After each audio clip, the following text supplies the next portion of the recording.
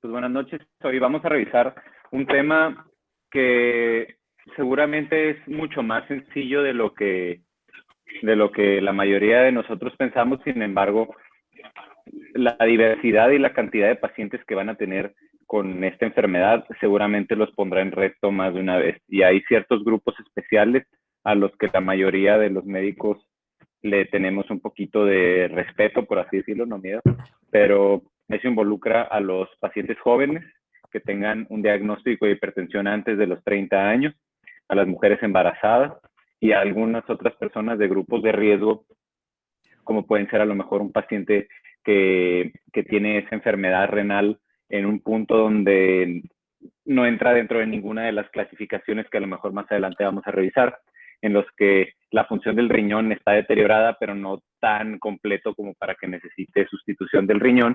Entonces, muchos de los medicamentos que tenemos o las opciones que tenemos se quedan ahí en el límite, ¿no? Igual, en toda la cardiología, el secreto es entender el concepto básico, ¿no? Y el concepto básico incluye comprender los mecanismos por los cuales se desarrolla la hipertensión, los lineamientos que existen, que esos van a cambiar. Seguramente en el proceso de su enseñanza van a haber cambiado los límites de la presión de manera súper continua. Dani, no sé si puedas cerrar el audífono nomás. Ahí está. Perfecto, thank you. Y a mí me sucedió, por ejemplo, de hace 5 o 6 años, las clasificaciones van cambiando y esto es en base, obviamente, en prevenir el deterioro de las patologías macro y microvasculares que condiciona tanto la hipertensión principalmente, ¿no?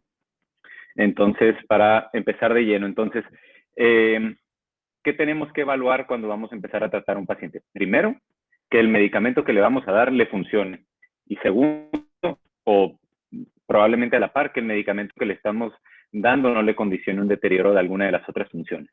¿Sale? Y tener en el contexto completo, comprender qué otras de las patologías tiene el paciente. Es difícil que un paciente tenga a los 70 o 60 años solamente hipertensión sin tener otra cosa, ¿no? Sin tener algún tipo de demencia, de tener diabetes, de tener artritis, de tener alguna otra cosa. Y muchos de esos enfermedades también condicionan la exacerbación de la hipertensión. Obviamente los efectos secundarios que pueden tener los medicamentos y qué tanto van a mejorar la calidad de vida de este paciente. Si tú, una persona de 95 años, tiene una enfermedad y la quieres tratar, pero por andarla busque y busque y busque y busque, le vas a condicionar un sinfín de otros síntomas, pues a veces vale la pena ser un poquito más sutil, ¿no? Y sobre todo, pues también poder combinar estos medicamentos para aprovechar las ventajas que tiene entre uno y otro. ¿Okay? Y bueno, básicamente vamos a empezar a ver los mecanismos de acción que tienen cada una de las familias, principalmente a nivel simpático, clonidina, metildopa, dexmedetomidina, son algunos medicamentos que es importante. Voy a sacar otra vez mi pizarroncito como la vez pasada, y esto es en base a un concepto súper básico. Para que alguien sabe cómo funciona la metildopa y la clonidina y todos los alfa 2, ¿alguien los conoce? Sí, yo leí sobre el metildopa. Le A comento. ver, Lo que sí, claro. hace es aumentar bueno, compite por una enzima para formar un sustituto de noradrenalina que se fija en el tronco, en el tracto solitario, perdón, y inhibe la respuesta del simpático. Adrenérgica. Ujú. Entonces, en palabras un poquito más sencillas, tenemos nosotros la sinapsis, siempre van a empezar a ver en neuro y en cardio, van a empezar a ver esto, y en farma. Tenemos un espacio, un botón sináptico, ¿lo alcanzan a ver ahí todos? Sí, sí se ve Sí, dentro. ¿Ya? Bueno, sí. entonces aquí lo que tenemos principalmente es una secreción de las vesículas de adrenalina al espacio sináptico. El alfa, el bloqueador alfa, es un inhibidor del inhibidor, ¿sí? Nosotros tenemos aquí unos receptores al nivel de la cintilla o la sinapsis, tenemos un receptor que lo que va a hacer es que controla el alfa 2, controla qué tanto impulso de noradrenalina se está liberando a nivel de la sinapsis. Entonces, lo que nosotros vamos a hacer es un agonista, agonista alfa 2. Entonces, la clonidina o la dexmedetomidina y todos estos van a ser agonistas de este receptor para que inhiba el estímulo adrenérgico, ¿correcto? Entonces, ese estímulo adrenérgico se lleva a cabo a diferentes niveles, tanto condición de taquicardia y de nivel de secreción de noradrenalina a nivel central, y sobre todo en la descarga adrenérgica que tiene la vasoconstricción, ¿no? Entonces, usualmente estos medicamentos como antihipertensivos son bastante malos, no son muy buenos antihipertensivos, no es un medicamento que le vas a poner y le va a bajar la presión así, por el contrario, tiene algunas otras actividades principalmente a nivel central, tiene una buena actividad a nivel de sedación, incluso pseudoanalgesia sutil, pueden tener nos podemos usar, por ejemplo, la clonidina, lo usamos mucho en pacientes que tienen síndrome de abstinencia, que tienen esa respuesta adrenérgica exagerada, y la metildopa, principalmente por los efectos vasculares que tienen en las mujeres. Se pueden dar de manera oral, rectal, y tiene un efecto antihipertensivo pues relativamente leve, pero funciona bien en las mujeres y principalmente lo utilizamos en pacientes que pueden tener preeclampsia. ¿Sí? Doctor. Diego. Sí, tengo una duda. Bueno, no una duda, más bien como una petición. ¿Podría ponerlo como en modo presentación? Es que como no está en modo presentación, se ven muy chiquitas las letritas y como que no le... Perdónenme. Ahí está, Ahí muchas está. gracias. Sí, gracias. Súper, disculpa. Bueno, y luego, los receptores como reserpina, guanetidina, esos usualmente no los van a utilizar, no tienen un efecto antihipertensivo, simplemente es una cuestión de la presentación. La reserpina lo utilizamos en neurología y psiquiatría, esa no lo van a estar usando como antihipertensivo. Pasamos a los betabloqueadores ya los hemos platicado a lo largo de las otras 2 sesiones. Acuérdense siempre de la M a la M, que son cardioselectivos, y de la P para abajo, no cardioselectivos, con sus excepciones, como principalmente el carvedilol, por ejemplo. Estos medicamentos, 3 acciones distintas, tanto disminuir todo lo miocárdico que ya hemos platicado, contractilidad, frecuencia, consumo de oxígeno, pero también estos medicamentos tienen una inhibición de la secreción de renina a nivel renal, ¿no? Inhiben la secreción de catecolaminas. Entonces, si nosotros nos ponemos en el contexto a lo mejor de un paciente que tuvo un infarto al miocardio y que tiene a lo mejor algo de falla cardíaca y es hipertenso, pues seguramente un beta bloqueador le ayudará a la cuestión miocárdica a disminuir el consumo de oxígeno y puede prolongar un poquito su vida, la sobrevida sobre la enfermedad. O en otro contexto, que a lo mejor les toca una persona joven que desde que lo es un morro de 30, 35 años, contador, que es todo acelerado, a veces ni pelo tienen como yo o algo así, pues un beta bloqueador seguramente le ayudará a inhibir esas mismas descargas adrenérgicas que tiene, y la medicina hay que aprender a jugar con las características de cada uno de los pacientes, ¿no? Los alfa bloqueadores, como la prazosin y la torazoxina, esos medicamentos sí tienen un potencial antihipertensivo mucho más fuerte que los que hemos visto previamente. Son vasodilatadores completos, ¿no? De esos solamente van y actúan a nivel arteriolar principalmente, y pues tienen sus otros efectos asociados, como puede ser la hipotensión ortostática. A veces vamos a darles a los pacientes por primera vez un medicamento, y la hipotensión ortostática, pues pónganse en el contexto de un paciente viejito que nunca ha tomado el medicamento, se lo dan, se hipotensa, se para y no tiene esa respuesta adrenérgica fuerte, y el paciente pues se va a terminar cayendo, tiene síncope, se siente mal, y tienes 2 opciones: o que el viejito se caiga y se pega un trancazo y después lo tengas ahí por un trauma de cráneo, un sangrado o algo, o simplemente que el paciente se sienta mal porque no le avisaste y va a dejar de ir contigo y va a dejar el tratamiento. Entonces es importante que sepan los efectos de las primeras dosis, no es el efecto de las primeras dosis. Existe otro medicamento que entra dentro de la familia de los alfa bloqueantes, se llama tamsulosina.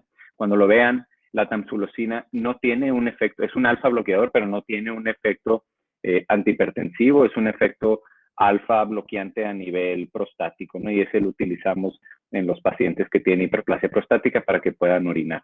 Ahora, eso no quiere decir que tanto la terazocina como la prazocina, que son alfa bloqueantes, no tengan efecto sobre la estimulación prostática. Entonces, les llega un paciente, en este contexto, que tiene más de 60 años, que tiene hiperplasia prostática, que se levanta 4 o 5 veces en la noche a orinar, que hace por chorritos, que es parte de la evaluación médica global, y le vamos a empezar un antihipertensivo. No quiere decir que a fuerzas tenga que llevar ese medicamento, sin embargo, podemos hacer uso de los efectos que tienen los alfa bloqueadores, principalmente a nivel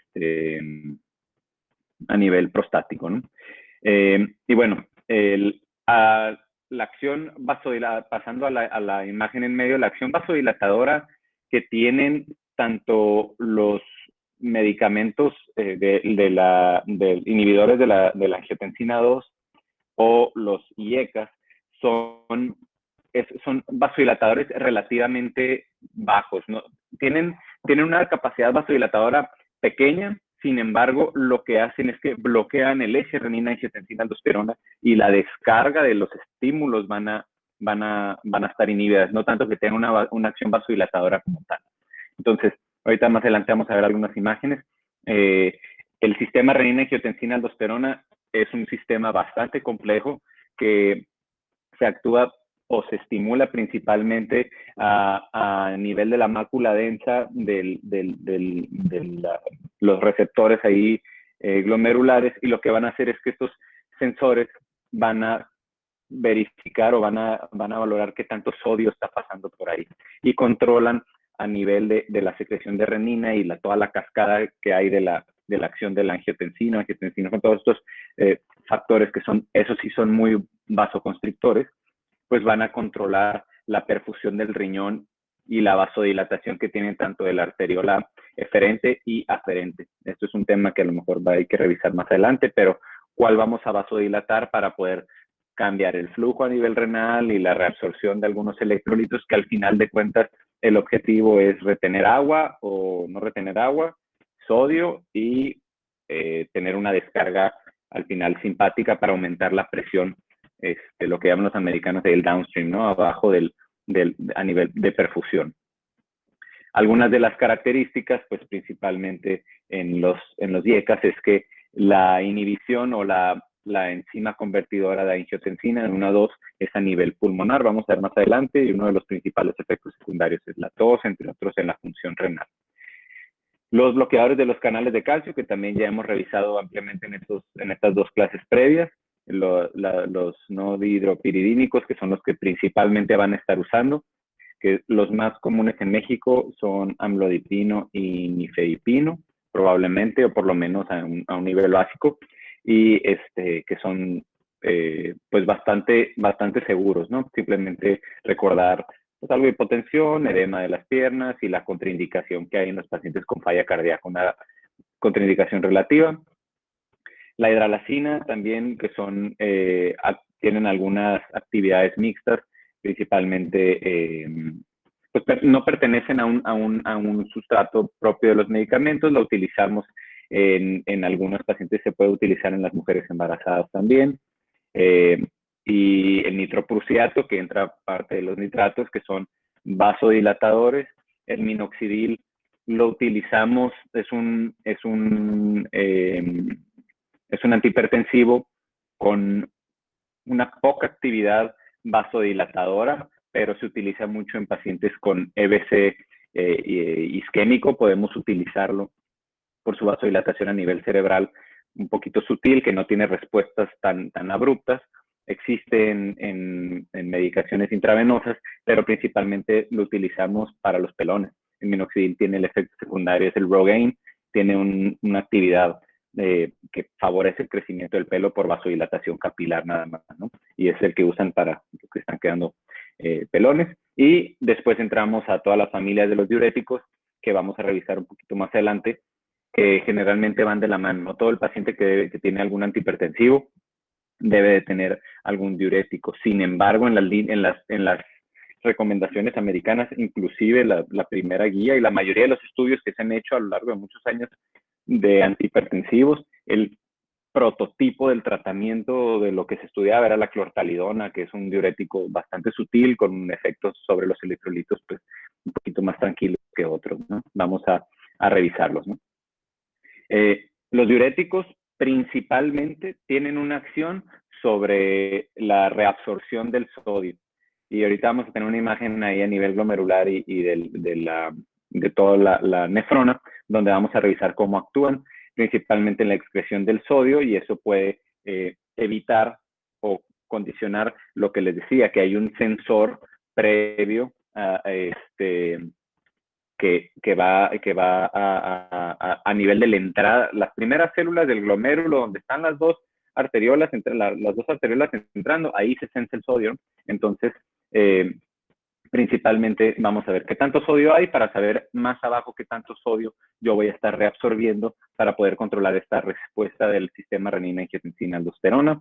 Y se dividen en 4 grupos principales, aquí me faltó poner uno, principalmente a la primera fase, inhibidores de anidrolasa. Los segundos son los diuréticos de asa, que actúan a nivel del asa de Henle, en la porción ascendente gruesa del asa de Henle. Los tiacídicos, que actúan a nivel del túbulo contorneado distal, y los ahorradores de potasio, que también tienen algún efecto sobre el bloqueo de la aldosterona, se actúan también ya casi al final del túbulo contorneado distal hacia el túbulo colector. Entonces, esta es la base del conocimiento de sus medicamentos antihipertensivos. ¿Pueden ver la flecha moviéndose o no? La de usted, o sea, la de su mouse, no. ¿No? Bueno, ok. Bueno, vamos a irnos al principio. Los inhibidores de la anidrasa carbónica a nivel glomerular. ¿Alguien me sabe decir uno? ¿Algún medicamento inhibidor de la anidrasa carbónica? ¿O nunca los han visto? ¿Alguien? ¿Anyone?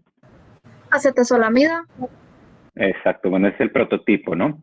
La acetazolamida es un medicamento que casi nunca lo utilizamos en el contexto clínico de un paciente hipertenso, sin embargo hay algunos factores que sí lo podemos usar, pero ahorita vamos a revisar por qué. La acetazolamida, además de lo que hace, es que nosotros en el glomérulo, donde está el 4 y el 5, poquito antes, ese círculo es el glomérulo, ¿no? Ya hay un filtro del plasma, y el glomérulo es casi 100% permeable a 3 cosas: al agua, a la glucosa y al bicarbonato. Entonces, la anidrasa carbónica actúa ahí para tener esta reabsorción de bicarbonato, y lo que vamos a hacer es que los pacientes les vamos a condicionar algo que se llama acidosis. El medicamento se utiliza principalmente en pacientes que, por ejemplo, son alpinistas, y el mal de montaña se ve afectado por esto, ¿no? Entre otros medicamentos, entre otras cosas. Pero lo que sucede es que un paciente que tiene un aumento del drive respiratorio, está respirando mucho, y este paciente está barriendo CO2 y entra en algo que se llama alcalosis respiratoria. Bueno, cuando nosotros les damos anidrasa carbónica, un inhibidor de la anidrasa carbónica, se inhibe la reabsorción ahí del bicarbonato, y esto condiciona un cambio del pH, y podemos compensar esta alcalosis respiratoria. En algunos pacientes, ahorita por COVID, lo hemos estado usando relativamente frecuente en pacientes que los tenemos que ventilar tanto que necesitamos usar eso, ¿no?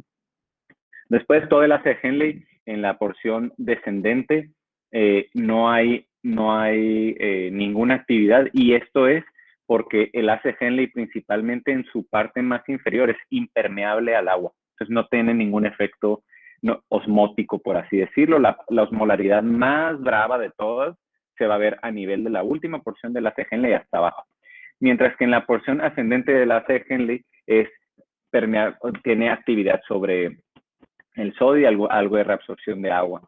Entonces, la furosemida, principalmente, o bumetanida, o algunos otros medicamentos que vamos a revisar, actúan a este nivel en la porción ascendente gruesa de la ACE Henle, y esto lo que va a hacer es que simplemente tiran sodio, principalmente, y a su vez arrastra algo de potasio, pero principalmente sobre el sodio, y esto a su vez, a tener una mayor concentración de sodio por osmolaridad, jala más agua, y lo que vamos a hacer es una actividad diurética. A nivel del túbulo contorneado distal, actúan las tiazidas, que también actúan sobre canales de sodio principalmente, pero tienen una actividad mucho menos intensa que los diuréticos de ASA. Y también tienden a tener algo de eliminación de potasio. Entonces, a un paciente que a lo mejor le estamos dando tratamiento de larga duración, pues vamos a tener actividad sobre los electrolitos y tenemos que tenerlos en cuenta y que podemos tener afectación sobre el potasio principalmente, ¿no? Que es mucho más sensible que el sodio. A nivel ya del túbulo contorneado distal y hacia la porción del túbulo colector tenemos los ahorradores de potasio, que son simplemente, principalmente, puede ser espironolactona, algunos otros medicamentos que tienen actividad son diuréticos muy, muy, muy sutiles, pero ahorran potasio, retienen potasio en esta zona, y además evitan un poquito la actividad de la aldosterona, tanto a nivel miocárdico, incluso lo utilizan hasta los ginecólogos por inhibición de la conversión en los receptores de aldosterona a nivel capilar. Entonces, por ejemplo, las mujeres que tienen síndrome ovario poliquístico o algo así, lo pueden aprovechar un poquito y limita un poquito el hirsutismo, ¿no? Y ya a nivel del túbulo colector, pues prácticamente ninguno de los medicamentos antihipertensivos más que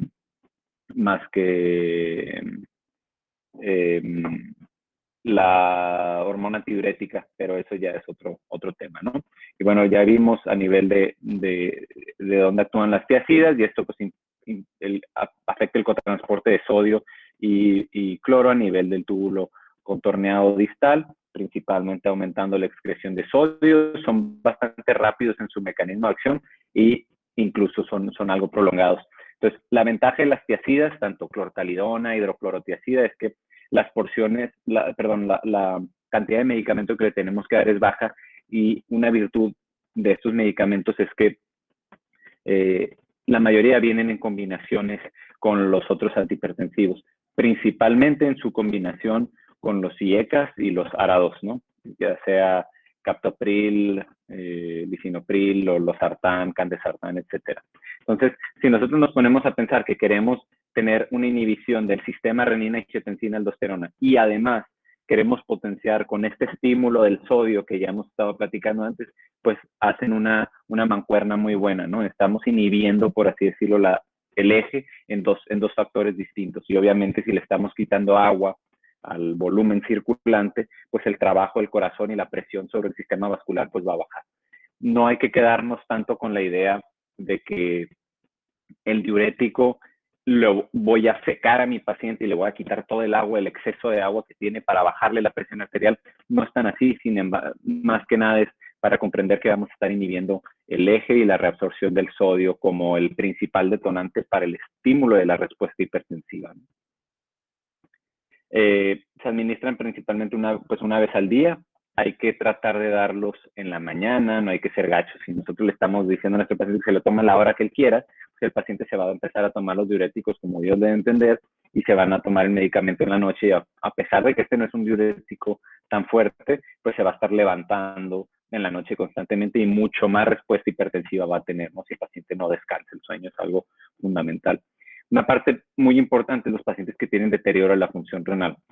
Acuérdense que actúa a nivel renal. Entonces, un paciente que su función del riñón va bajando, la tasa del filtrado del glomérulo, no sé si ya llevaron nefro, pero hay algo que se llama creatinina, y entre otras cosas, y si la función del riñón ya bajó abajo de 50-60% de su función, el mecanismo de acción de estos fármacos se pierde, entonces no tiene caso estarles dando estos medicamentos. Las dosis recomendadas, principalmente esto es basado en hidroclorotiazida, son de 12.5 a 25 miligramos al día usualmente, y a pesar de que las guías han cambiado, el principal tratamiento farmacológico, el primero de elección que se utilizaba es de clordidona a los pacientes, ¿no? Esto ya ha ido cambiando un poquito. Efectos adversos, obviamente la hiponatremia, que ya hemos estado hablando. La hipocloremia es menos frecuente. Aquí esto está mal, en esta presentación no es hipopotasemia, sería que tuviéramos poquitos hipopótamos en la sangre, es hipocalemia. Y bueno, puede tener alguna actividad en aumento del colesterol principalmente. Es algo sutil, pero es una pregunta común que les van a hacer. Tienen algo de tolerancia, de afectación ahí, tienen algo que se llama efectos pleiotrópicos y pueden tener afectación ahí también a nivel de la glucosa.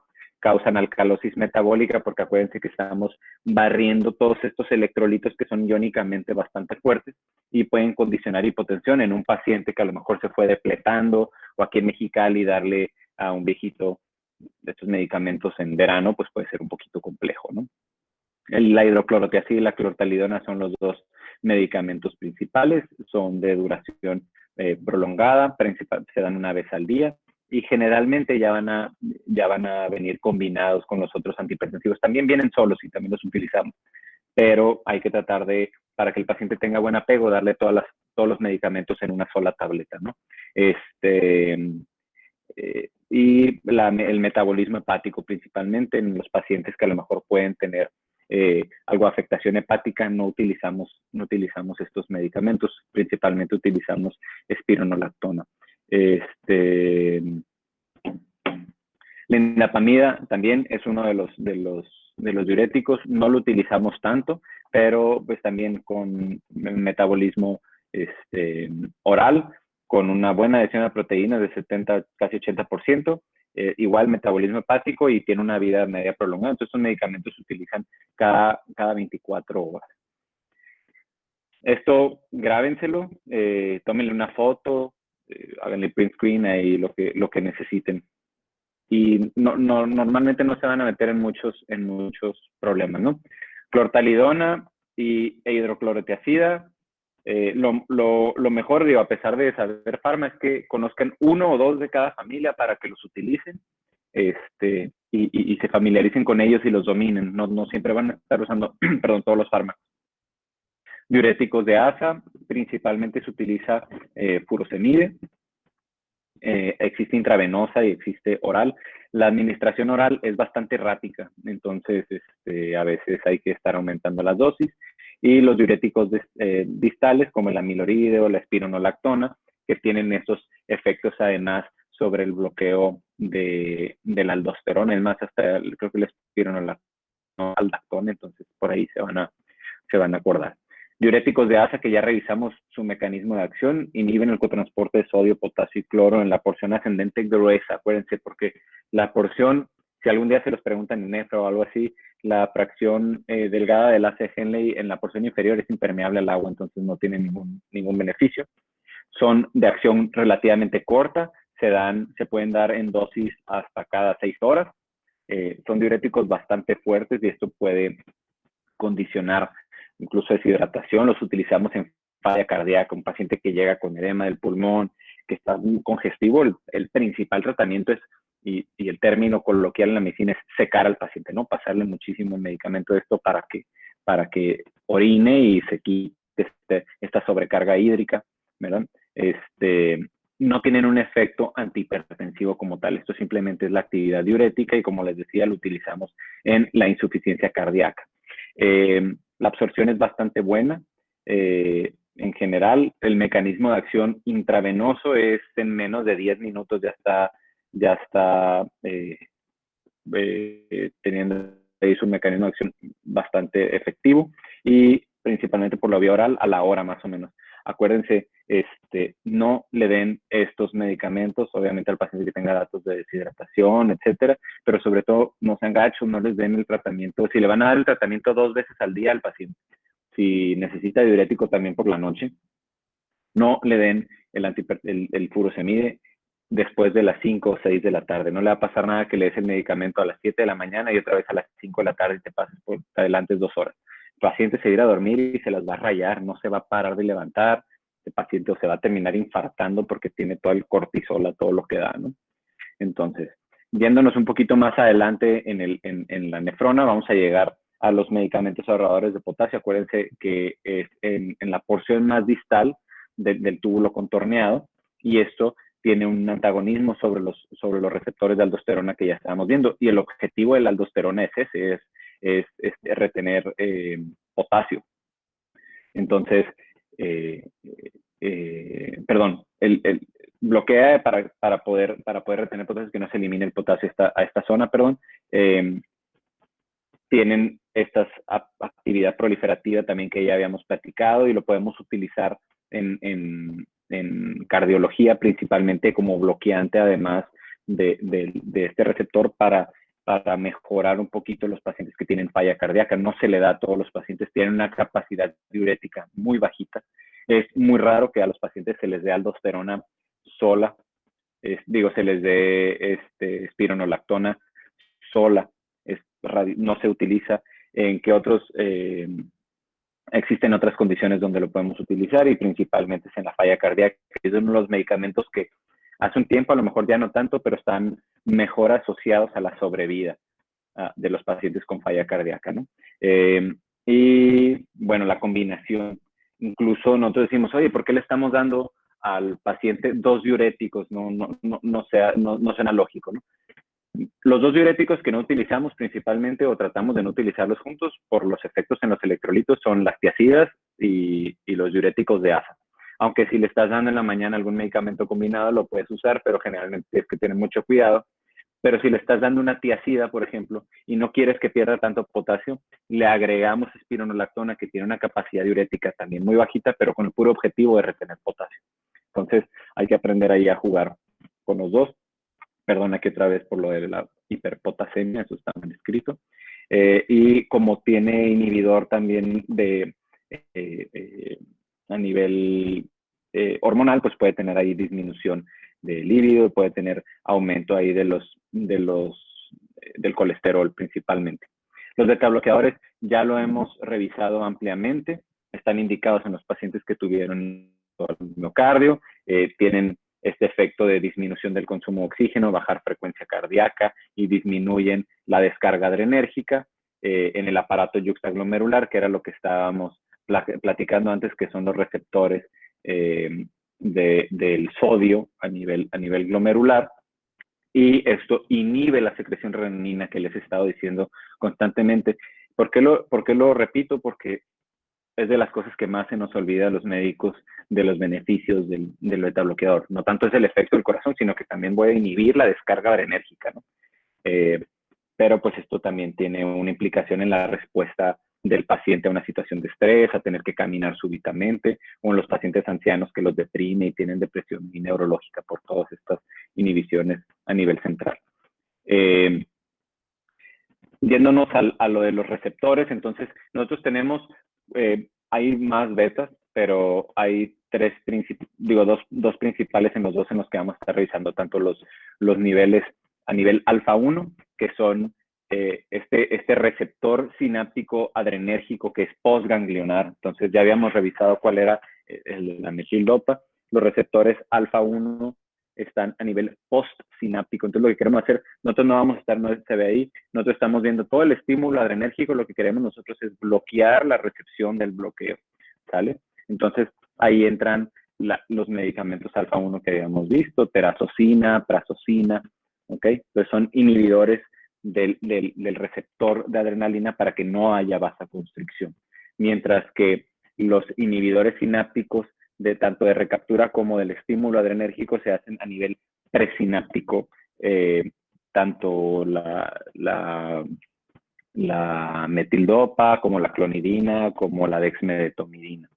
Beta 1 son fármacos que actúan exclusivamente a nivel cardíaco, y esto, la disminución de lo que ya hemos platicado ampliamente, y beta 2 con las actividades que hay a nivel también periférico y vascular principalmente, pero hay en un montón receptores en un montón de otros órganos a nivel bronquial, causan broncoconstricción, a nivel hepático pueden disminuir la gluconeogénesis, son uteroinhibidores, aunque casi nunca los utilizamos, pero en una paciente a lo mejor que tiene un sangrado, por ejemplo, y das un beta bloqueador y lo que necesitas es tener el útero bien contraído para que no haya mayor sangrado, pues va a tener esa relajación y puede, pues difícilmente, pero puede condicionar algo que se llama atonía uterina, entre otras cosas, ¿no? Los fármacos cardioselectivos ya lo hemos visto varias veces, atenolol, bisoprolol, entre otros. El bisoprolol está súper suave, es una pastillita que es un corazoncito. Se utilizan en dosis bajas. Esto principalmente se utiliza en los pacientes isquémicos que tienen algo de falla cardíaca, siempre y cuando no tengan edema del pulmón, ¿sale? Los no selectivos, que ya hemos platicado también, principalmente el propranolol es un medicamento bastante bueno. Las dosis van entre 10 y 40 miligramos. El carvedilol es un súper medicamento, creo que está menos utilizado de lo que deberíamos, porque tiene estos dos efectos, ¿no? Podemos bajarle la constricción del corazón. Mándeme, ¿sí? ¿Puedes repetir? Es que no entendí eso de lo de cuando tengan edema en el pulmón. O sea, ¿no se usan los cardioselectivos o cómo dijo? Sí, todos los betabloqueadores. Déjame, bueno, lo voy a borrar aquí. Ok, nosotros tenemos dos circulaciones, ¿no? Tenemos la circulación sistémica, que son ahí lo ven, corazón izquierdo y el corazón derecho, ¿no? Este va al pulmón. Cuando nosotros tenemos edema pulmonar o falla cardíaca, la capacidad de contracción del corazón de las dos, principalmente de lo que les va a dar edema del pulmón, es el ventrículo izquierdo, ¿sí? La falla del ventrículo izquierdo hace que el corazón se congestione, y eso es porque no tiene una buena contractilidad para sacar por la aorta todo el flujo. Entonces, ¿qué hace? La aurícula, se congestiona el ventrículo, se congestiona la aurícula y el pulmón se congestiona, se llama edema pulmonar. El paciente que ya no puede respirar, tienen estertores a distancia y tienen algo que se llama esputo asalmonado, no asalmonelado, eso es salmonela, asalmonado de color salmón, sangran por la boca porque los capilares empiezan a romper. Entonces, si a este paciente que tiene insuficiencia cardíaca, el corazón no se contrae bien, tú le das un betabloqueador, ¿qué le va a pasar? Pues se va a acumular más líquido, o sea, se va a retroceder todo el flujo sanguíneo, ¿no? O sea, todo lo que... Todavía más depresión, o sea, el paciente tiene falla cardíaca, o sea, no contrae. Y tú le das un medicamento que hace que contraiga menos, pues te lo vas a echar. ¿Sí me explico? Entonces, esa es la contraindicación. Los pacientes con falla cardíaca, una cosa es que tengas falla cardíaca, otra cosa es que tengas edema del pulmón. ¿Sale? Entonces, en estos pacientes, como disminuye la contracción del corazón, podemos tener más efectos sobre el pulmón y eso es contraindicado. ¿Queda claro ahí? Sí, gracias. Súper. Ok, ya no nos tardamos mucho más. Entonces, el carvedilol es un muy buen medicamento, tiene actividad sobre los receptores beta y alfa. Entonces, podemos utilizar las dos propiedades, ¿no? Esta propiedad vasodilatadora y la propiedad cardíaca también. Y con el doble efecto de un beta bloqueo de los vasos sanguíneos por beta 2 y por alfa, ¿no? Entonces, pues principalmente, perdón, el alfa es meramente vascular, ¿no? Pero los receptores periféricos y beta 1, perdón. Entonces, estos medicamentos son bastante buenos, solamente que hay que ser muy cautelosos con las dosis de inicio porque los pacientes se pueden descompensar un poquito. Obviamente, si nosotros nos ponemos a pensar en la descarga adrenérgica que tiene un paciente, que les explicaba previamente, un paciente joven con diferentes factores de riesgo, que a lo mejor sus vasos sanguíneos no están tan ateromatosos, él no tiene esta hipertensión, ¿cómo se llama? Se me fue el nombre. Esencial, perdón, en el que es una cuestión multifactorial. Los niños también se van haciendo pues, más rígidos con el tiempo.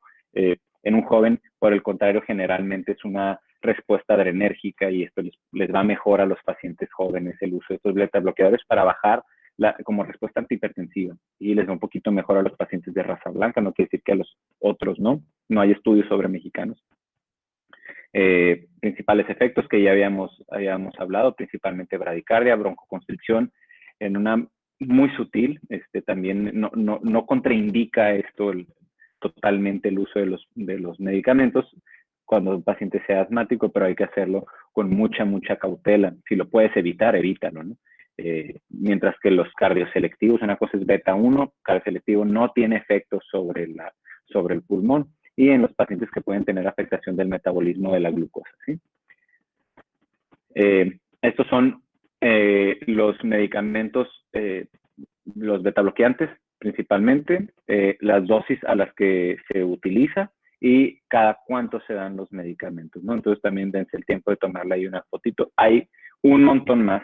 Revisar cada uno es un poquito complejo, pero el mecanismo de acción es básicamente el mismo, ¿no? Cada casa farmacéutica va a irlo sacando y se los van a ir cambiando y combinando con todo lo que ustedes quieran. Y los antagonistas de los canales de calcio ya lo hemos visto 3 sesiones consecutivas. Inhibición de los canales de calcio L en el músculo liso, en el músculo cardíaco y principalmente en las hidropiridinas, los no hidropiridínicos, perdón, que tienen afectación sobre el nodo. Ya lo hemos revisado ampliamente. Entonces, como vasodilatadores coronarios hay que acordarnos que tenemos el diltiazem y el verapamil con un pobre efecto antihipertensivo, mientras que las hidropiridinas son mucho más efectivos. Por costo, probablemente amlodipino y nifedipino sean los más económicos y más utilizados, pero hay otros fármacos como el lercanidipino, que ha tenido un poquito más de auge últimamente, es muy estable, es bastante bueno. Eso ya será de elección personal y de disponibilidad, ¿no? Pero todos los que terminan en dipino, acuérdense, son los antihipertensivos, bloqueadores de canales de calcio.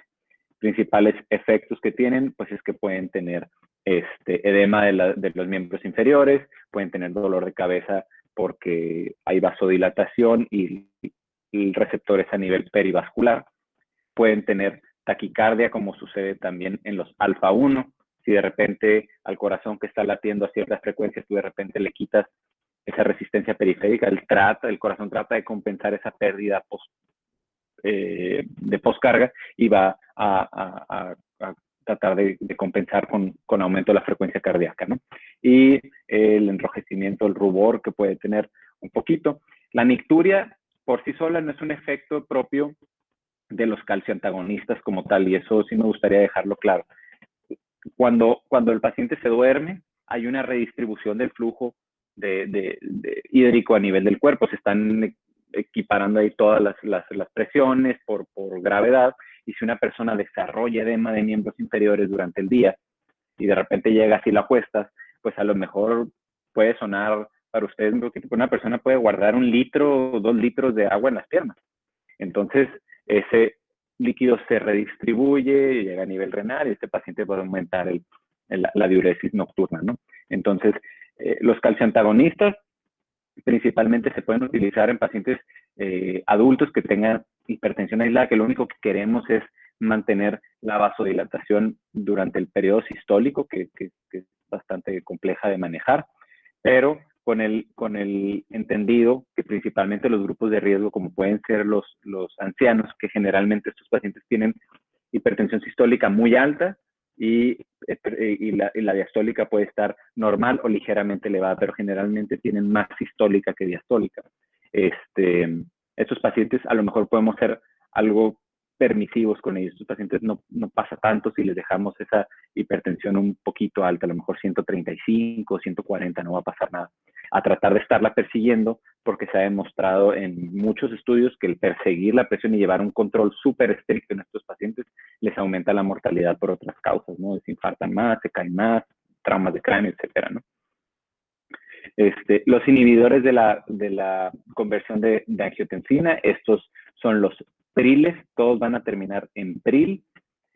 Los más utilizados probablemente en nuestro medio, captopril, enalapril, lisinopril, y a mi gusto personal, el lisinopril es de los mejorcitos, no solo por su mecanismo de acción, sino que solamente se da una vez al día y pues es más fácil para los pacientes.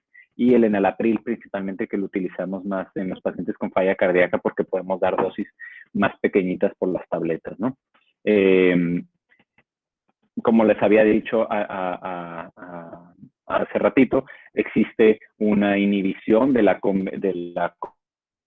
angiotensina. Esto se hace a nivel pulmonar. Hay ciertas condiciones poco habituales, pero cuando vean, o ya no sé si ya vieron antiinflamatorios, pero hay una cadena ahí, con los esteroides y los AINES en las bradicininas. A lo mejor algún día alguien se los va a preguntar. También este nivel inhiben el metabolismo de las bradicininas. Entonces, algo que se deben quedar grabados es algo de las letras chiquitas del libro. En los pacientes que generan algo que se llama angioedema están contraindicados, ¿no? Porque se les hincha la boca y se ponen súper graves. Inhiben, por consiguiente, si el sistema es renina, angiotensina, aldosterona, es una conversión secuenciada. Si inhibimos la conversión de angiotensina, pues hacia abajo toda esta conversión de aldosterona. Y primero la angiotensina que no es muy vasoconstrictor.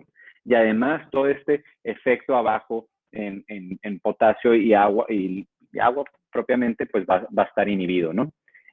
Como ya les había dicho, lo de la inhibición de las bradicininas, quédenselo muy marcado. Y esto, el concepto que tienen que ver es a nivel renal, la vasodilatación es de la arteriola aferente. Entonces, dense el tiempo de revisar ahí a nivel glomerular cómo se están vasodilatando una arteria y otra.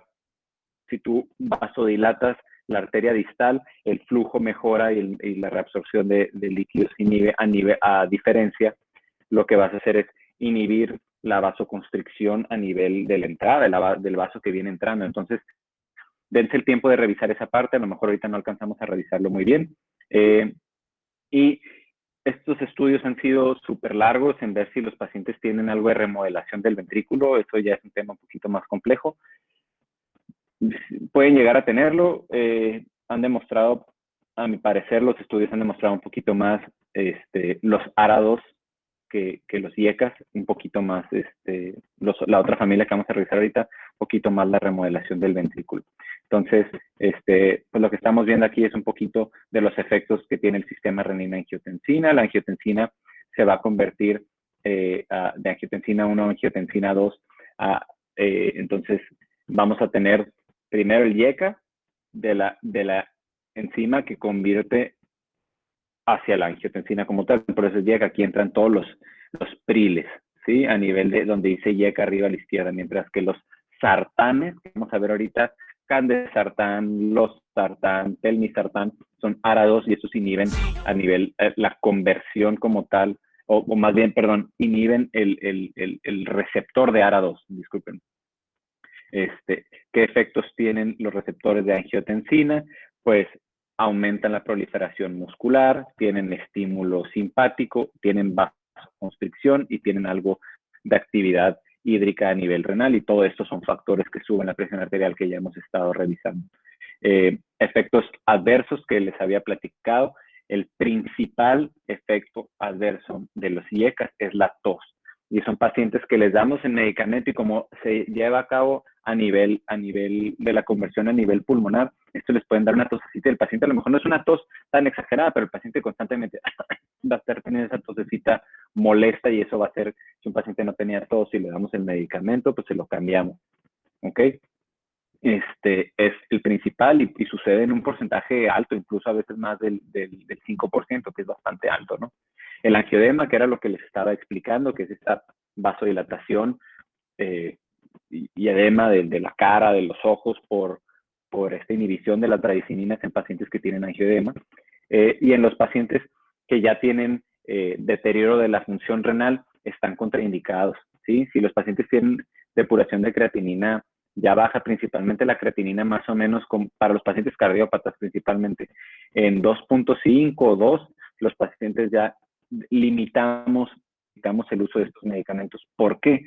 Porque como veíamos, vamos a regresar un poquito, vamos a regresarnos acá. Si nosotros, pónganse a pensar esto, si nosotros dependemos de la tasa de filtrado glomerular para mantener la función del riñón, y nosotros acá arriba, antes del glomérulo, aquí no hay un glomérulo bien, pero antes del glomérulo, comprometemos la vasculatura, la constricción y la fuerza con la que llega la sangre al riñón, esto va a hacer que se comprometa la tasa de filtrado glomerular. Tienen que llevar un poquito de nervio para comprender esta parte, pero deteriora la función del riñón. Entonces, al paciente que tiene deterioro de la función y le damos este medicamento, es esperado que a lo mejor suba un poquito la creatinina, ¿no? A veces bastante, al punto que lo tenemos que quitar. Y sobre todo, que pueden causar aumento del potasio. Entonces, son algunos de los dos factores que tenemos que estar revisando en los diekas y los ARA2, que tienen aumento o deterioro de la función del riñón, eso píntenlo ahí de amarillo con el highlighter, y que tienen hipercalemia, ¿sale? No escriban hipopotasemia, estoy agarrando una idea que ya estaba hecha, ¿no? Y la tos como principal efecto secundario. Esto píntenlo de rojo, del color que más se les vaya a quedar grabado. Están totalmente contraindicados en el embarazo. ¿Ok? No sé si ya llevaron embriología, pero nosotros tenemos ahí una formación de los riñones, dependen altamente de receptores que se van a ver bloqueados por los IECAS y los ARA2. Entonces, les puede causar patología renal, incluso agenesia del riñón en los pacientes, deterioro de la función renal del feto, y el paciente se puede morir. Entonces, están totalmente contraindicados, nunca en el embarazo, ¿vale? Los IECAS, acuérdense, los priles. Apréndanse 2 o 3 y con esos quédense. Yo les recomendaría principalmente que se queden para México, por la utilidad que hay, captopril, enalapril y lisinopril. También usamos el ramipril un poquito, son de los más comunes, pero quédense con 1 o 2 para que sepan cuáles utilizar y se queden conforme las dosis y el tiempo que se utiliza, ¿no? Los antagonistas de los receptores de angiotensina 2, ya vamos a acabar, son similares en su mecanismo de acción, inhiben de manera competitiva con el receptor de la angiotensina, y estos pues igual van a bloquear este sistema, ¿no? Son los que terminan en sartán, vamos a ver, y estos medicamentos se utilizan muy bien para un control de la presión arterial de los pacientes que son diabéticos también y que tienen algunas otras comorbilidades. Les va muy bien. A mi perspectiva, es la principal línea de tratamiento de la mayoría de los pacientes. Lo que decía previamente, estos medicamentos, si nosotros recordamos la fisiología de los diuréticos, principalmente de las tiazidas, vamos a tener un efecto potenciado de los dos. No es tanto la capacidad diurética, sino la inhibición, uno, del estímulo hormonal y de la vasodilatación, aunado a inhibir ese estímulo de la secreción desde el principio del efecto del sodio, ¿no? Esto, por el amor de Dios, que nunca se les olvide y lleguen a su servicio social y anden poniendo apenas el nombre de la UABC en Mexicali, nunca los den con otro IECA. Le voy a dar los sartán y le voy a dar también captopril. No, actúan en el mismo eje, no se combinan, ¿ok? Porque luego llegan las recetas con doble antihipertensivo de la misma familia, eso no se utiliza, ¿sí? Entonces, pues los efectos que ya estábamos platicando previamente, actúan sobre la remodelación cardíaca, un poquito más que los IECAS. Estos no inhiben la cuestión de las bradicidinas y tampoco causan tos. No quiere decir que por esto lo vayan a dar de primera línea, pero si el paciente a lo mejor decides empezar por captopril o lisinopril o algo que ya tenga el paciente y le genera tos, tranquilamente lo puedes cambiar a un ARA2 que le va a generar un mecanismo de acción distinto, pero sobre la misma línea, que no causa tos, y como es una inhibición en otro sistema, no tiene afectación sobre las bradicidinas para los pacientes que tienen angioedema. Probablemente nunca vayan a ver uno, son bastante raros, pero sí, pues listo, ¿no? Y estos, por eso, a mi parecer, son mejores, tienen una mejor activación o mejor inhibición del sistema renina-angiotensina-aldosterona que los inhibidores de la enzima convertidora por todos los otros factores que hemos visto. Entonces, a mi parecer, son un poquito mejores, pero cualquiera de los dos lo pueden utilizar. Después revisaremos las guías, o se las hago llegar al terminar de este curso, de las recomendaciones americanas y europeas para el control de la presión arterial. Algo que me gustaría destacar en la presión arterial es que el tratamiento principal no son los medicamentos. La pérdida de peso, el ejercicio y la dieta. Estos factores combinados son mucho más fuertes que estos, ¿no? Para que el paciente no lo metan luego a control antihipertensivo, y algunos de la insuficiencia renal, que es enfermedad renal crónica, exacerbación, hipercalemia, retienen potasio estos pacientes, y deteriora la función del riñón principalmente, ¿no? Acuérdense de los nombres sartán. En estos no hay muchas otras opciones como los IECA.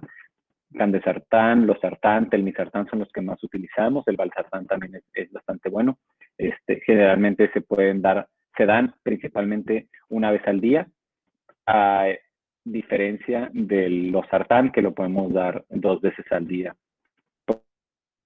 De casarse siempre con los medicamentos que se utilicen, primero que vengan combinados y que se utilicen las menos veces posibles al día, ¿vale? Bloqueadores alfa, que ya hemos visto, daxosacina, terazocina, prazocina, son medicamentos postsinápticos también. Estos tienen el efecto de que causan hipotensión mucho más súbita, causan taquicardia refleja y se pueden combinar, lo que les decía, el síndrome de la primera dosis, que el paciente se puede marear y se puede caer, y pues puedes combinarlos con los pacientes que tienen efectos ahí a nivel prostático. No los utilizamos de primera línea, los utilizamos cuando el paciente tiene hipertensión resistente a los tratamientos, que ya le damos 2 o 3 tratamientos. Esos tratamientos quítense de la cabeza que los van a utilizar de primera línea, ¿sale? La metildopa tiene a nivel central como receptor que ya hemos ahí revisado, y tiene una similitud ahí con el tratamiento con la clonidina. Son los que se utilizan principalmente en el embarazo, por todo esto que ya hemos visto, pues que no tiene el efecto beta de la relajación del útero. Tampoco tiene el efecto IECA o ARA2 en la renina angiotensina, la formación renal y la insuficiencia renal ahí en el bebé. No tiene otros efectos más que la vasodilatación. El problema es que se necesitan dosis muy altas, se tiene que dar cada 4 o 6 horas, y esto al final pues no es tan sano, pero eso ya lo utilizan más los intensivistas o los ginecólogos. Causa, si les dejas de estimular a nivel central con adrenalina, pues causa algo de depresión también, y puede causar hipotensión ortostática, ¿sí? Entonces quédense ahí con los principales que utilizamos. Son la terazocina y la prazocina principalmente. Clonidina lo utilizamos con poca utilidad antihipertensiva, pero por lo menos para los pacientes que tienen síndrome de abstinencia. Alfa-metildopa también lo utilizamos en las pacientes embarazadas, y lo utilizamos principalmente en los pacientes que tienen preeclampsia o eclampsia, junto con la hidralacina. ¿Vale? Entonces, con esto terminamos un poquito ya para que no estén durmiendo, una clase bastante intensa de antihipertensivos. No sé si tengan alguna duda hasta ahorita para terminar con el tema del día de hoy. Diego, ¿qué onda? Sí, Una duda. bueno, tú primero. Gracias. Doctor, no me quedó muy claro cómo había mencionado que, al bloquear los receptores alfa-2 se inhibe la liberación de noradrenalina. No me quedó muy claro. Ok. O sea, tú tienes algo que se llaman, tú tienes una cintilla sináptica, ¿no? ¿Lo ves ahí? Bueno, tienes una cintilla sináptica donde vas a tener un estímulo presináptico y postsináptico, ¿vale? De aquí, cuando tú tienes un estímulo de noradrenalina, el estímulo viene aquí en las vesículas presinápticas, estimulan a la postsináptica y así se van. Y esto al final va a tener un efecto sobre el vaso sanguíneo para que haga vasoconstricción. Okay. El alfa-2 aquí nosotros tenemos un receptor que limita la secreción de adrenalina a nivel presináptico, ¿sale? Entonces, los medicamentos alfa-2 lo que van a hacer es que hay unos que inhiben la recaptura de la noradrenalina, aquí después se vuelve a ir para acá y la vuelven a aventar hacia la cintilla, pero también inhiben la secreción de adrenalina a nivel presináptico. O sea, lo que está haciendo es bloquear el estímulo de la adrenalina que está ahí a nivel presináptico. ¿Sí me explico? Mientras que los alfa-1 son bloqueadores del receptor, son acá abajo. ¿Sí? Alfa-1 es postsináptico, alfa-2 es presináptico. Entonces la función del alfa-2 básicamente es estimular que se libere más, y cuando bloquea, pues ya no se libera. Al revés. El alfa-2 es un agonista del inhibidor. No te metas en broncas. La manera más sencilla es que a nivel presináptico disminuye la secreción de noradrenalina. Punto. Mientras que el alfa-1 es un inhibidor del receptor de adrenalina. ¿Sí me explico? Ajá. El alfa 1 bloquea que no se pegue ahí, es una llave ahí que se mete para que no estimule la adrenalina. El alfa 2 inhibe que la adrenalina se secrete tanto. Ok. ¿Me expliqué? Sí, Súper. Diego. sí, muchas gracias. ¿Qué tal? Gracias, doctor. Yo tengo dos dudas. Una era sobre el gasto cardíaco en los antagonistas de calcio, que si se mantiene o aumentaba el gasto cardíaco, porque ya ve que la taquicardia es taquicardia refleja porque disminuye las resistencias vasculares periféricas. Ajá. Entonces, ¿aumenta o se mantiene el gasto cardíaco? Lo que pasa es que hay otros factores en juego, ¿no? O sea, la taquicardia refleja, o si la duda es por la taquicardia refleja, es porque tú vas a tener súbitamente una vasodilatación y el sensor cardíaco de las presiones y de nosotros no nada más es el corazón, sino que tenemos receptores carotídeos y tenemos unos receptores en el arco aórtico. Entonces, estos sensores se llaman varoreceptores, van a sensar que de repente, ¡pum!, las presiones cayeron. Entonces, ¿qué tratas de hacer? ¿Qué pasa tú cuando estás acostado y de repente te tienes que parar? El corazón se acelera, esa es la respuesta. Esa es la respuesta que sucede. Que la modificación del gasto cardíaco implica en otras cosas, aumento del retorno venoso. Obviamente, si tienes taquicardia, aumenta el gasto. Pero son otros factores, es uno de los factores ahí de la fórmula. Pero el efecto de la taquicardia es porque se estimulan los vasoreceptores aórticos y carotídeos, y esto condiciona taquicardia refleja, ¿no? Ajá. Al igual, eso sucede también en los alfa 1, ¿no? Ujú. Y a eso iba mi duda, por ejemplo, va a haber taquicardia refleja, ¿no? O sea, estimular el corazón a que bombee más rápido y con más fuerza. Pero estos Exacto. pero estos antagonistas de calcio no van a dejar que se contraiga más fuerte, ¿sí? Entonces, por eso Bueno, es de que sí, o sea, se aumenta la frecuencia cardíaca, pero la del volumen, pero disminuye la fuerza de eyección, ¿sabe cómo? Y el gasto cardíaco se mantiene. Lo que pasa es que estás combinando los dos calcioantagonistas. Estás pensando en verapamil y diltiazem al mismo tiempo que estás pensando en nifedipino y amlodipino. Aunque son calcioantagonistas, tienen mecanismos de acción un tanto distintos, pues. ¿Sí? O sea, no damos el verapamil y el diltiazem generalmente como antihipertensivo, porque tiene una capacidad antihipertensiva bastante mala. Lo damos como vasodilatador coronario y lo damos como inhibición del estímulo eléctrico del corazón porque disminuye el impulso. En otra familia, por así decirlo, aunque pertenecen a la familia de los calcioantagonistas, entran los vasodilatadores, que son los otros calcioantagonistas, nifedipino, todos estos que tienen muy poca utilidad sobre el corazón. Son mucho más vasodilatadores, y acuérdate que son vasodilatadores arteriolares principalmente. Acuérdate que tu sistema vascular, tú tendrás una aorta y una mesentérica, lo que sea, pero capilares o arteriolas tienes cientos de miles, millones, y esas, cuando las vasodilatas, si las sumas todas, son infinitamente mayores en volumen y en comportamiento vascular que la aorta, ¿me explico? Ujú. ¿Vale? Gracias. Y la otra duda es que había visto una indicación con el alfa-metildopa y nada más quería saber si era con todos los agonistas adrenérgicos del alfa, que que no se tenía que suspender bruscamente. ¿Se hace con todos o nada Ok. más con el alfa-metil?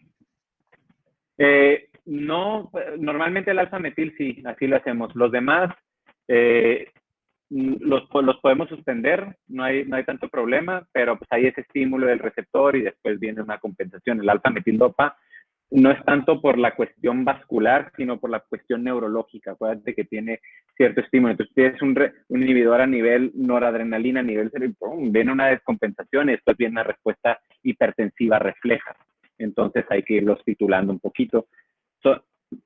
Quédense con el alfa-metil y la hidralacina.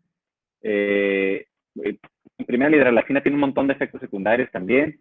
Son malos antihipertensivos, pero los utilizamos por seguridad en el embarazo. Entonces, lo van a ver un poquito más en ginecología, en el embarazo alto riesgo, pero no le van a estar dando hidralacina y alfa-metildopa casi a ningún paciente, más que a las embarazadas.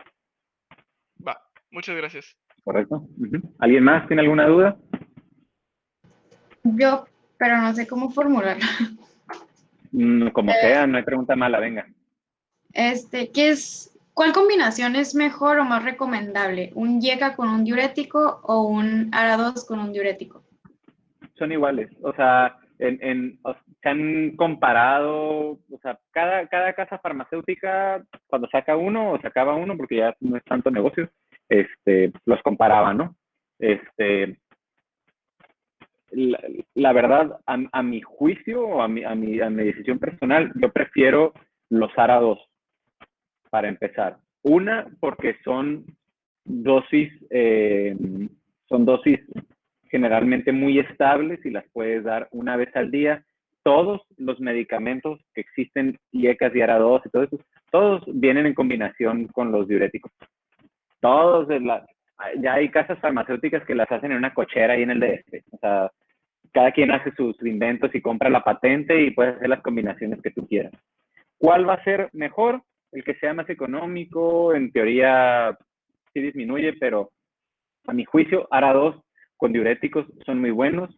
Yo les recomendaría que en pacientes que tienen una hipertensión ahí sutil, primero, pues tienes que empezar por hacerlos perder peso, por hacerlos que tengan actividad física, dieta. Todos esos factores disminuyen más la presión que un medicamento individual, ¿me explico?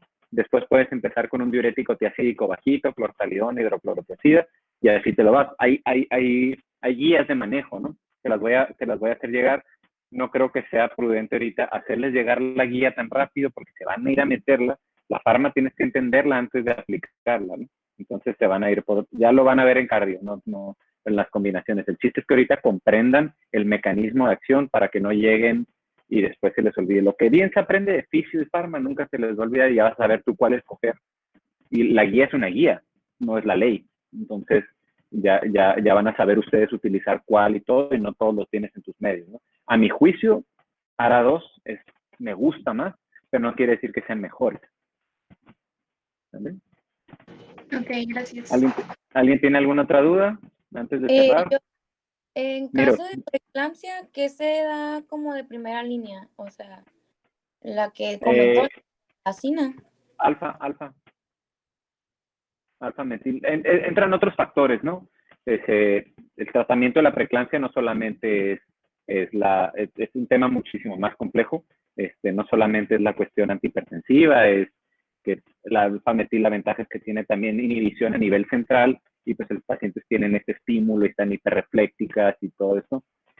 Pero es una más compleja, tienen pérdida de proteínas, pueden llegar a tener falla del hígado, convulsiones, entre otras cosas, ¿no? Entonces, usualmente, si están estables, dan iralacina y les puedes agregar alfametil, y una vez que les quitan al bebé, el tratamiento es la cesárea, es el desembarazar a la paciente, ya les puedes dar cualquier otro antihipertensivo, siempre y cuando no vayan a lactar, pues que les estés dando los IECAS de ARA2.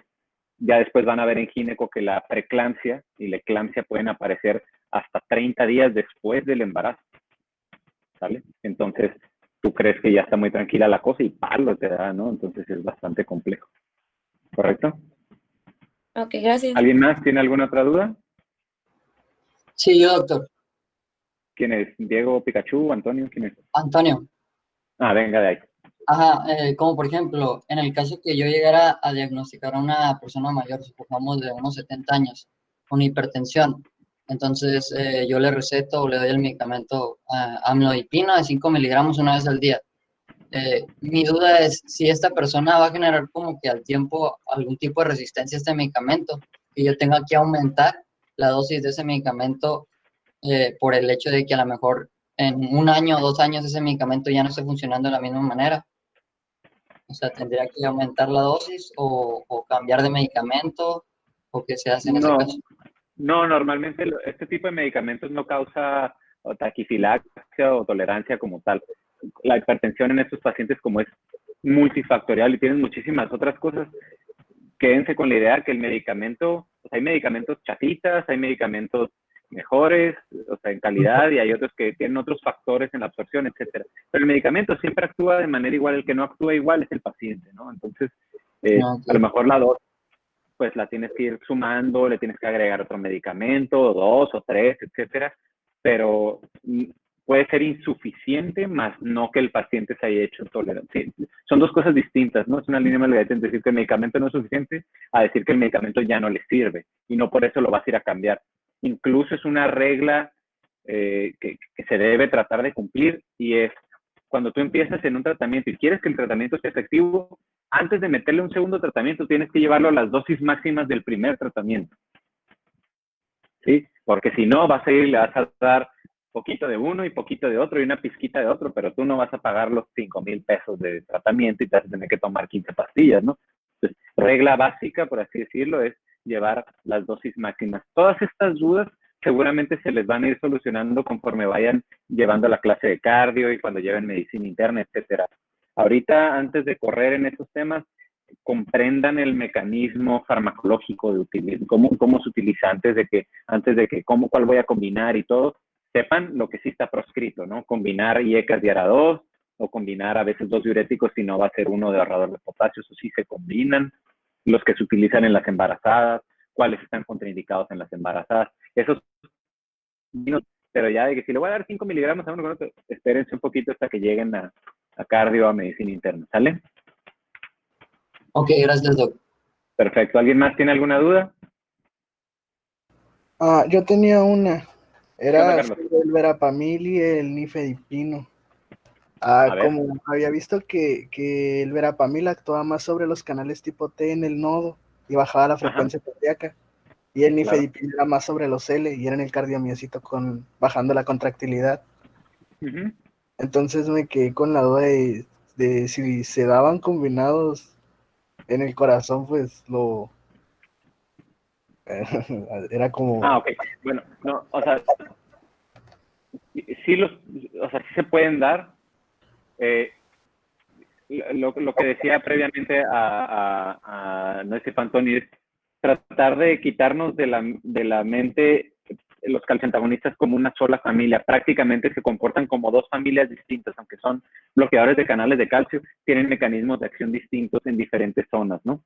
Entonces, una es que le des el medicamento como antiarrítmico, como vasodilatador coronario sutil, y otra cosa es que estés dando el medicamento como antihipertensivo. Entonces, Verapamil y Diltiazem los usas obviamente si les dan bloqueadores de canales de calcio con mayor seguridad, pero tienen actividad distinta, pues.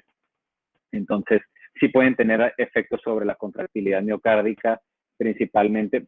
Es muy leve lo que disminuyen a nivel cardíaco, pues. Es mucho más, y por eso me quiero quedar claro en el concepto de la vasodilatación arteriolar. Eso es algo que deben de tener claro por la suma de todas las vasodilataciones que tienen. Pues no es tanto, no se queden con la acción cardíaca, sino más la vasodilatación sistémica. ¿Sale? Ok, gracias. Uh-huh. ¿Alguien más? ¿No? No, yo creo que ya, Leo. Ya me pasé, ¿verdad? Como 20 minutos. No, pues yo creo que no se van a acabar las preguntas.